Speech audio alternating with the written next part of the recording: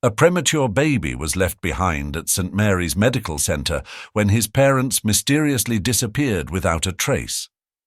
A compassionate nurse made a life-changing decision that would alter both their destinies forever. A decade later, another family's desperate search for answers would reveal an astonishing truth. What unfolded in that hospital would show how love can turn life's biggest mistakes into beautiful miracles. Before this emotional story begins, leave a comment letting us know which city you're watching from, and don't forget to like, subscribe for good karma. Spring in Vermont brought new beginnings to St. Mary's Medical Centre, but veteran nurse Sarah Bennett never expected hers would arrive in the form of a 4-pound miracle. After 20 years in the neonatal unit, she thought she'd seen everything. She was wrong. "Another difficult case?" Dr. Thompson asked, reviewing the charts at Incubator 3. Sarah adjusted the oxygen levels with practiced hands. The delivery was complicated. Mother arrived alone, already in labour. 6 weeks premature, but he's fighting. The tiny infant stirred, his fingers no bigger than matchsticks curling around her pinky. A familiar warmth spread through her chest, the kind that reminded her why she'd chosen this profession 2 decades ago. "Parents?" Dr. Thompson's question hung in the air. Sarah's expression tightened. Mother disappeared during the night. No visitors, no calls. It's been 3 days. The circumstances had been strange from the start. The mother, young, frightened and alone, had provided only basic information before vanishing. No forwarding address, no emergency contacts, just empty spaces on forms where love should have been. That evening, as Sarah made her final rounds, she found herself lingering by Incubator 3. "You're quite the fighter, little one," she whispered, watching his chest rise and fall. The medical equipment beeped steadily, a rhythmic reminder of his determination to live. Mary, her closest colleague, appeared beside her. "He's getting stronger." "He is." Sarah smiled, noting his improved vitals. "But he needs a name. We can't keep calling him Baby Boy Doe forever." "Social services?" "Nothing. It's like his parents vanished into thin air." Sarah's hand rested on the incubator, protective. What kind of mother just leaves? The words caught in her throat, memories of her own story surfacing. She touched the silver locket at her neck, a gift from her adoptive parents on her 16th birthday. Inside was a simple inscription, "Chosen with love." Days blended into weeks. Sarah found herself spending extra time in the NICU, talking to the baby during quiet moments. She'd tell him about the weather, about the flowers blooming outside, about anything that might make him feel less alone. "Your colleagues mentioned you've been staying late," Dr. Thompson commented one morning. Sarah straightened the baby's blanket. "Someone needs to care for him." "Sarah?" His tone was gentle but concerned. "You know what happens in these cases. Once he's stable, social services will place him in the system." She finished the sentence, her voice tight. "I know. I've been there."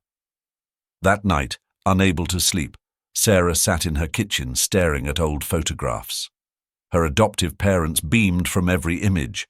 At her graduation, her first day of nursing school, countless birthdays and holidays. They'd chosen her, loved her, given her a life filled with purpose. The next morning she made her decision. "I want to adopt him," she announced to Dr. Thompson during rounds. He paused, studying her face. "Sarah, you know the complications involved. The paperwork, the background checks, the possibility of the birth parents returning. I know the risks." Her voice was steady. "But I also know what it's like to need a home, to need someone who chooses you. I can give him that." The baby stirred, as if sensing the weight of the moment. His tiny hand reached out, and Sarah gently stroked his palm. "I'll help with the paperwork," Dr. Thompson said finally. a small smile breaking through his professional demeanor. That evening, as Sarah held the baby during his feeding, she made him a promise. "I'm going to call you Matthew, after my father. The man who taught me that love is a choice we make every day." She touched her locket, then his tiny hand. "And I choose you." What Sarah couldn't know, as she began the journey to motherhood, was that across town, another family's story was unfolding. Their paths would cross in ways she could never imagine, proving that sometimes life's greatest mistakes can lead to its most beautiful miracles. The adoption process moved faster than Sarah expected. Perhaps it was her credentials as a long-time nurse, or maybe divine intervention. But within months, she found herself bringing Matthew home. "Welcome to your new home, little one," Sarah whispered, as she carried him through the door of her colonial-style house in Burlington's quiet suburbs. The April sunshine streamed through the windows, casting a warm glow on the freshly painted nursery walls. Her best friend Rachel had helped decorate, transforming the spare room into a haven of soft blues and gentle greens. "It's perfect for a little boy," she'd said, hanging star-shaped mobiles from the ceiling. Matthew's early days at home were a beautiful chaos of midnight feedings and tender moments. Despite her years of medical experience, Sarah found herself checking his breathing multiple times each night, her heart overflowing with a mix of love and anxiety that only new mothers understand. "You're doing great, Doctor," Thompson assured her during Matthew's checkup.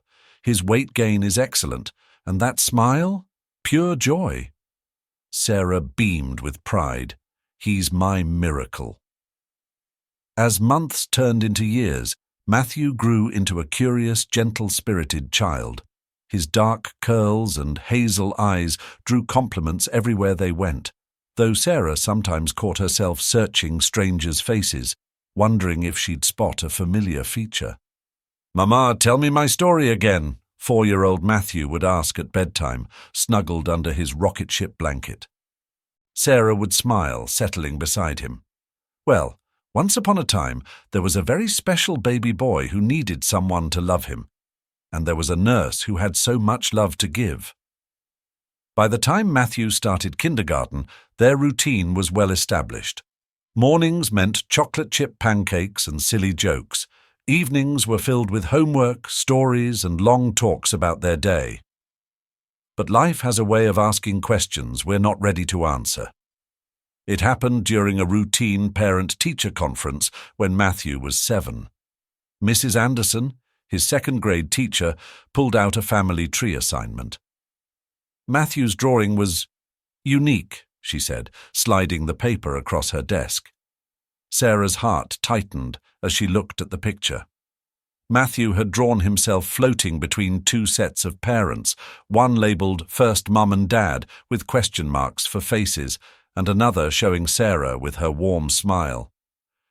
"He's been asking questions," Mrs. Anderson continued gently. "Natural questions for his age." That night, after tucking Matthew in, Sarah sat in her living room holding her locket. She'd always planned to be open with him about his adoption, but the reality was more complex than she'd imagined. "Mom!" Matthew's voice startled her. He stood in the doorway, clutching his stuffed giraffe. "Can I ask you something?"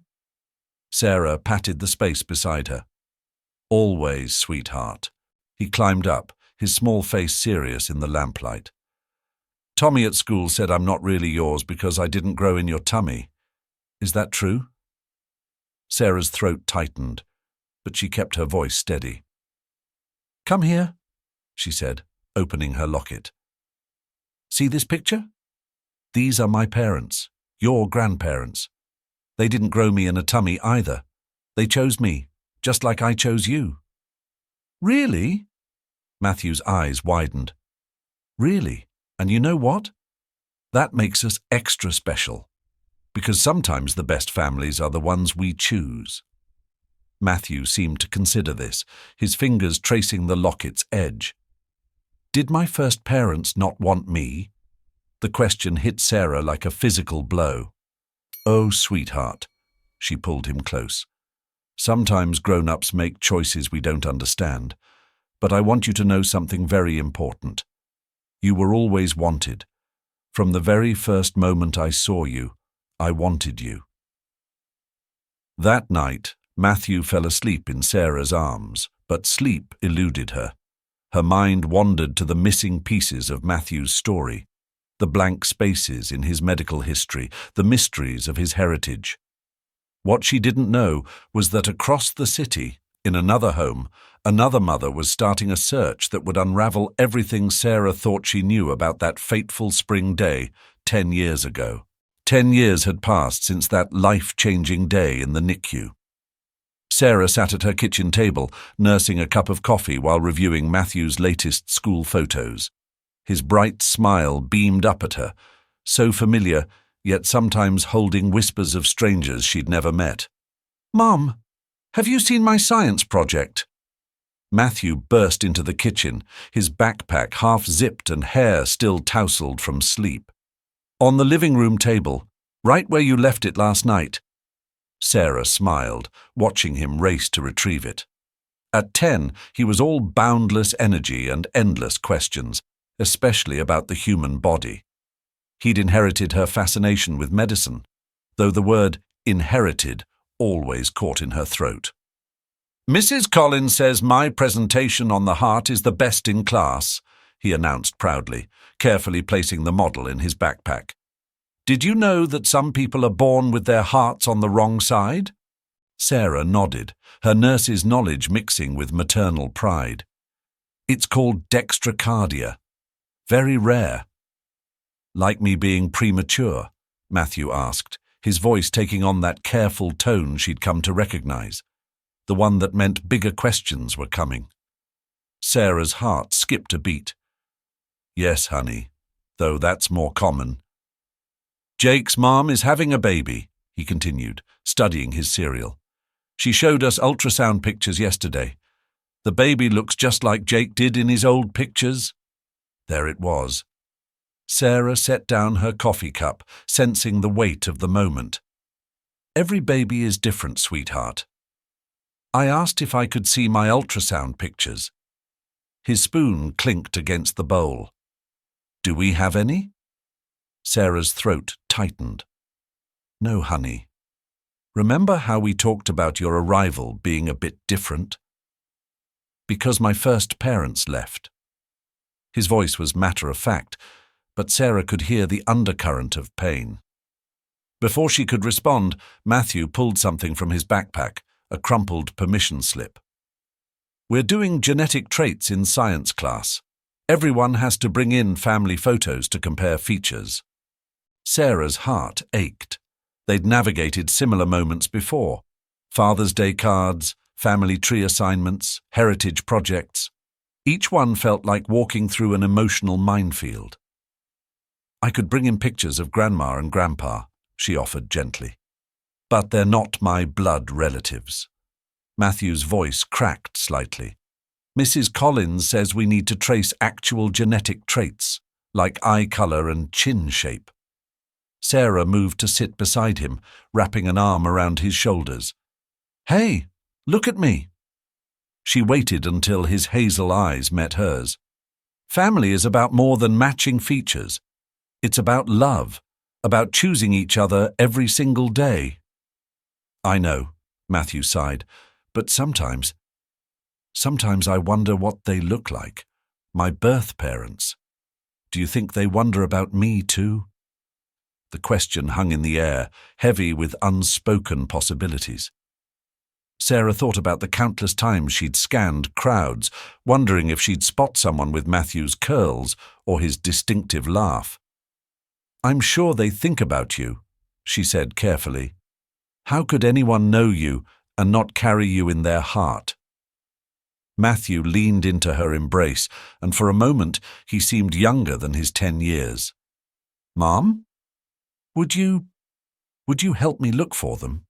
Sarah felt her world tilt slightly. She'd known this day might come, had prepared for it, but the reality still knocked the breath from her lungs.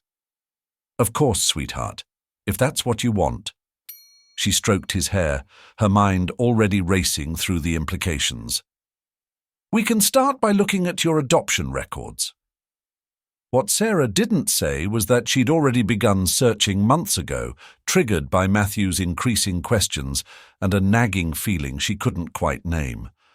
The hospital records had been frustratingly vague, the adoption agency helpful, but limited in what they could share. Really? Matthew's face brightened. Can we start today? Let's get through your science presentation first. Sarah smiled, tapping his backpack. One adventure at a time. As she watched Matthew head out to catch the school bus, Sarah's hand instinctively went to her locket. She'd always believed in the power of chosen family, in love's ability to transcend blood ties. But something about Matthew's questions awakened a familiar ache, the same one she'd felt as a child, wondering about her own birth parents. That evening, after Matthew went to bed, Sarah opened her laptop. The cursor blinked on the hospital's employee portal, where she had access to old records. She hesitated, her finger hovering over the keyboard. For Matthew, she whispered, and began to type. What she couldn't know was that her simple search would uncover a truth that would shake the very foundation of their carefully built life together. Sarah's search began innocently enough. Late nights after Matthew was asleep, she'd pore over old hospital records, following threads of information like breadcrumbs in the dark. Her years of experience at St. Mary's gave her access to archives most people couldn't reach, though she was careful to stay within legal boundaries. Any luck? Rachel asked over their weekly coffee meetup. Her friend had been supportive of the search, understanding the weight of Matthew's questions. Nothing concrete, Sarah sighed, stirring her untouched latte. But I did find something strange. The records from that night, there are inconsistencies. What kind of inconsistencies? Sarah leaned forward, lowering her voice despite the bustling cafe. There were 2 premature boys born that night, both with similar complications, both requiring NICU care. That's not unusual, is it?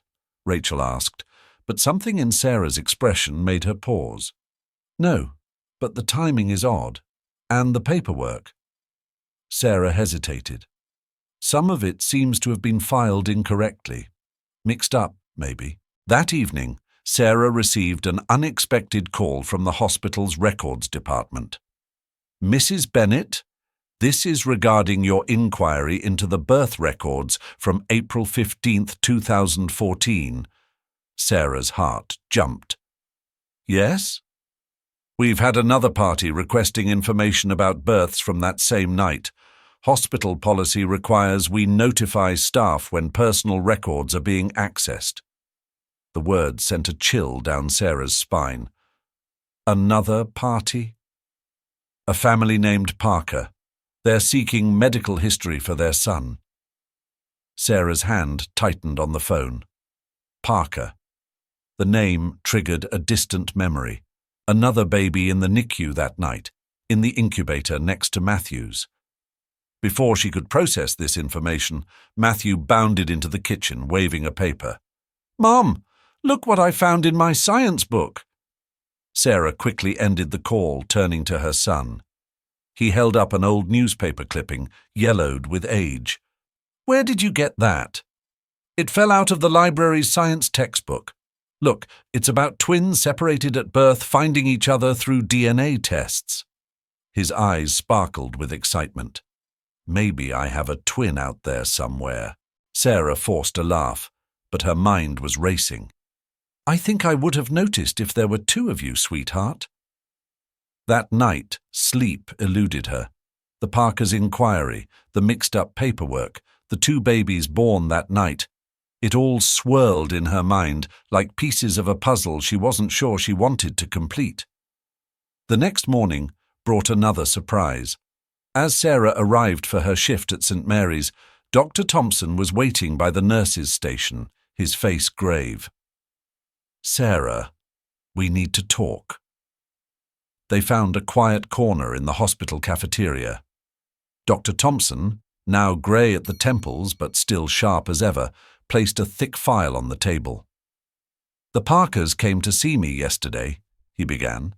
"Their son Christopher needs a kidney transplant.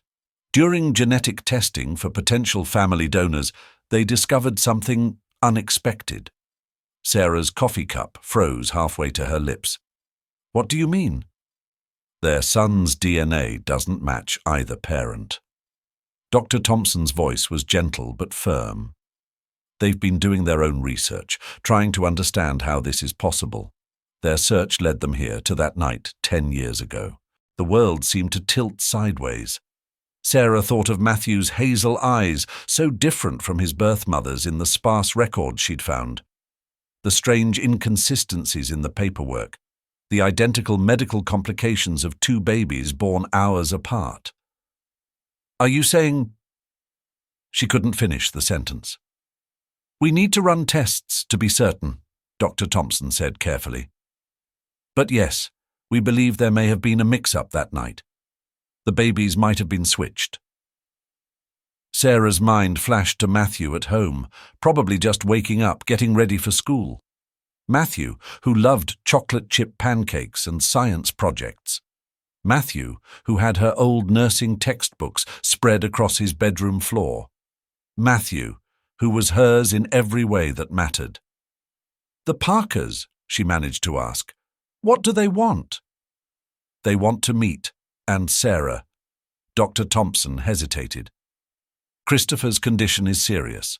They're hoping that if our suspicions are correct, genetic matching might help them find a compatible donor." Sarah's nursing training kicked in, her mind automatically calculating the implications. A kidney transplant, genetic matching, family donors. The medical reality crashed against her maternal instincts like waves against a shore. "Does Matthew know?" Dr. Thompson asked softly. Sarah shook her head, tears threatening. "He's been asking about his birth parents. But this— how do I tell him this?" "The Parkers have requested a meeting. They're willing to proceed however you think best." Sarah thought of the other family, strangers who might share her son's blood, who had raised a child that might have been meant for her. A child who now needed help that only family could provide. "I need time," she whispered. "Time to process this, to figure out how to tell Matthew." Dr. Thompson nodded, understanding. "Of course. But Sarah, Christopher's condition ... "I know," she cut him off, her voice breaking. "I know we can't wait too long." She left the hospital in a daze, calling in sick for the first time in years. The drive home was a blur of tears and prayers. In her driveway, she sat staring at her house, the home where she'd raised Matthew, where every corner held memories of their life together. Her phone buzzed with a text from Rachel. "Called to check on you at work. They said you left early. Everything okay?" Sarah's fingers hovered over the keyboard, not knowing how to put this earthquake into words. Finally, she simply wrote, "I need you. Can you come over?" Inside, she found Matthew's breakfast dishes in the sink, his half-eaten toast a reminder of their normal morning routine. On the refrigerator, his latest science test boasted a proud A+, his handwriting bold across the top. "Look, Mom!" All that studying paid off. Sarah touched the paper gently, remembering how he'd insisted on reviewing his mom's old nursing books to understand the circulatory system better. "Like mother, like son," she'd joked then. Now those words took on a different meaning entirely. The doorbell rang, Rachel, already there to support her. But before Sarah could answer it, her phone rang again. An unknown number. "Mrs. Bennett?" A woman's voice, thick with emotion. "This is Catherine Parker. I believe we need to talk about our sons." The Parkers arrived on a Sunday afternoon. Sarah had spent the morning cleaning obsessively, a futile attempt to control something when her world felt completely out of control. Rachel stayed with her, making tea and offering silent support until the doorbell rang. "You don't have to do this alone," Rachel whispered, squeezing her hand. But Sarah straightened her shoulders, channeling the calm she'd learned through years of nursing. "Yes, I do." Opening the door revealed 3 people who would forever change their lives. James Parker, tall and distinguished with greying temples. Catherine Parker, clutching her husband's arm, her eyes immediately searching past Sarah, perhaps hoping to glimpse the boy who might be her biological son. And between them stood Christopher, a thin, pale boy whose features struck Sarah like a physical blow. He had her Matthew's smile. "Please, come in," Sarah managed, leading them to the living room where she'd spent countless evenings reading stories to Matthew, who was spending the day at a friend's house. A deliberate choice to allow this first meeting to unfold without him.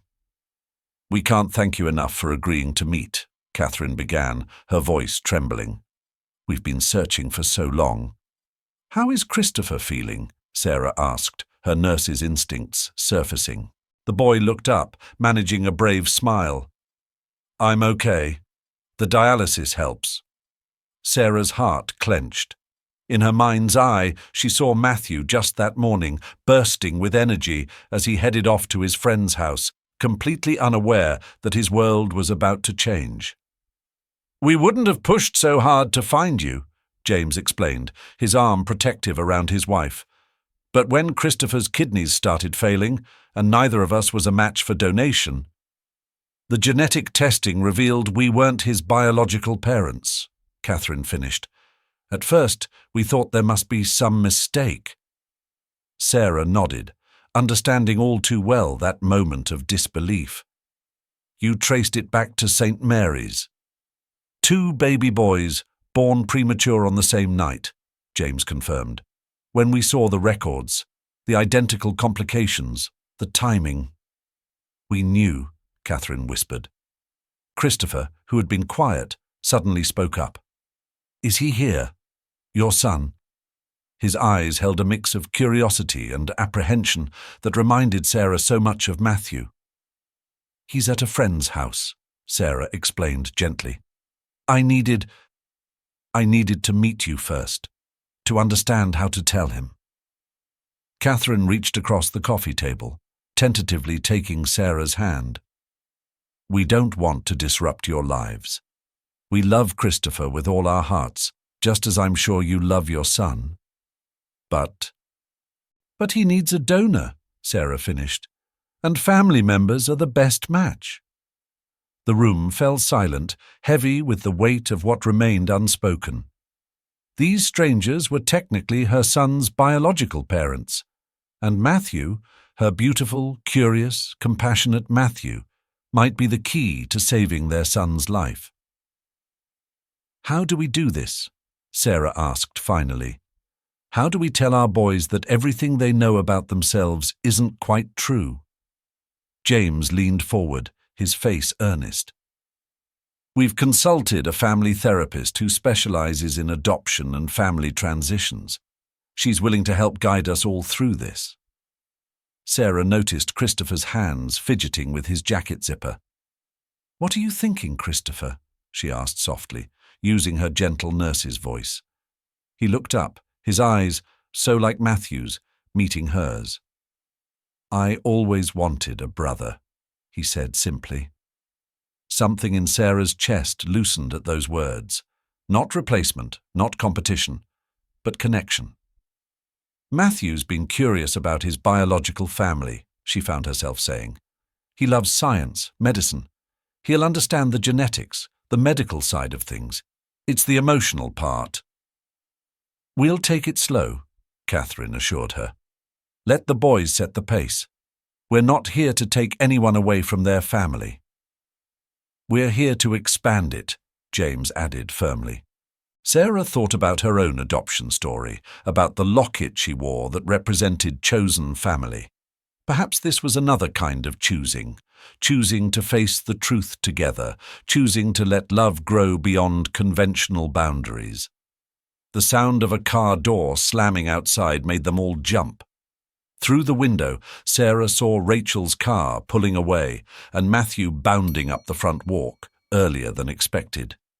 "He's home," she whispered, panic and love warring in her chest. Catherine gripped her husband's hand, tears spilling. Christopher sat up straighter, his face a mix of fear and hope. The front door opened, bringing the sound of Matthew's laughter.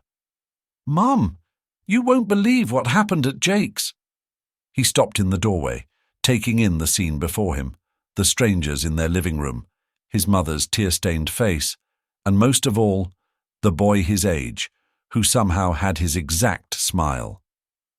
"Mom?" Matthew's voice held a question mark. Sarah took a deep breath, opening her arms to her son. "Sweetheart, there's something we need to tell you. A story that started 10 years ago, on the night you were born." The next few weeks passed in a whirlwind of emotions, medical tests, and new beginnings. Matthew, after the initial shock, approached the situation with the same curiosity and compassion that had always defined him. "So, we were switched as babies?" he'd asked that first day, sitting between Sarah and the Parkers. "Like in those stories we read?" "Yes, sweetheart," Sarah had answered, amazed by his resilience. "But this isn't about replacing anyone. It's about gaining more people who love you." Christopher and Matthew, despite the overwhelming circumstances, formed an instant connection. They discovered shared interests in science, the same allergies to strawberries and identical crooked smiles that now made perfect sense. "Did you know our hearts beat at the same rate?" Matthew exclaimed after one of their hospital visits. "Dr. Thompson showed us on the monitors." The genetic testing confirmed what they already knew. Matthew was a match for Christopher. The decision to donate a kidney, however, was left entirely up to him. "I want to help," Matthew declared one evening, sitting at their kitchen table. "He's my brother, Mom. You always taught me that family helps family." Sarah pulled him close, her heart bursting with pride. "I did. But this is a big decision. Are you sure?" Matthew nodded, his face serious beyond his years. "Remember when you chose me at the hospital? This is my chance to choose too." The day of the surgery, both families gathered at St. Mary's Medical Center, the very place where their story had begun a decade ago. Dr. Thompson, who had witnessed the beginning of this journey, would oversee the procedure. "Your sons are remarkable," he told Sarah and Catherine, who had become unlikely friends, bonded by their shared love for both boys. The surgery was a success. As the boys recovered, their room became a testament to their expanding family. Cards, balloons, and gifts from two sets of parents, grandparents, and relatives who chose love over biology. "Look what I found," Sarah said one afternoon, sitting between their beds. She opened her locket, showing them the inscription, "Chosen with love." Christopher, growing stronger each day, smiled. "That's what we are now, right? A chosen family?" "The best kind," Matthew agreed, reaching for his brother's hand. 6 months later, they celebrated the boys' 11th birthday together. One party, 2 cakes, and enough love to fill the Parkers' backyard twice over. Sarah watched Matthew and Christopher chasing each other through the sprinklers, their laughter echoing across the summer afternoon. "Penny for your thoughts?" Catherine asked, joining her on the porch. Sarah touched her locket, smiling. "Just thinking about miracles, and how sometimes life's biggest mistakes can lead to its greatest blessings." "We got lucky," Catherine agreed. "Most switched at birth stories don't end this way." "They do when you choose love," Sarah replied, watching as James taught both boys how to set up the new telescope they'd received, a joint gift for their shared passion for science. That evening, as the party wound down and the stars began to appear, Matthew snuggled next to Sarah on the porch swing. "Mom?" he asked, his voice sleepy. Are you happy about everything that happened?" Sarah looked at her son, the boy who had taught her that love knows no boundaries, that family is more than blood, and that sometimes the heart knows what it wants, even when destiny takes an unexpected turn. "Happier than I've ever been," she answered truthfully, "because now we have twice the family, twice the love, and twice the reasons to be grateful." Above them, a shooting star streaked across the Vermont sky. Matthew pointed excitedly, calling Christopher over to see. As the boys made their wishes, Sarah closed her eyes, offering a silent prayer of gratitude. Sometimes the biggest miracles come from life's greatest mysteries. And sometimes, just sometimes, a mother's love can bridge any gap, heal any wound, and create a family bound not by blood, but by choice. The end. Thank you for taking time to witness this story with us. If this story touched your heart, share your thoughts in the comments. Every story we share is meant to move and transform. If you found inspiration in today's tale, simply leave a 9 below. And don't forget to subscribe for more stories that remind us of our shared humanity. Until our next story unfolds.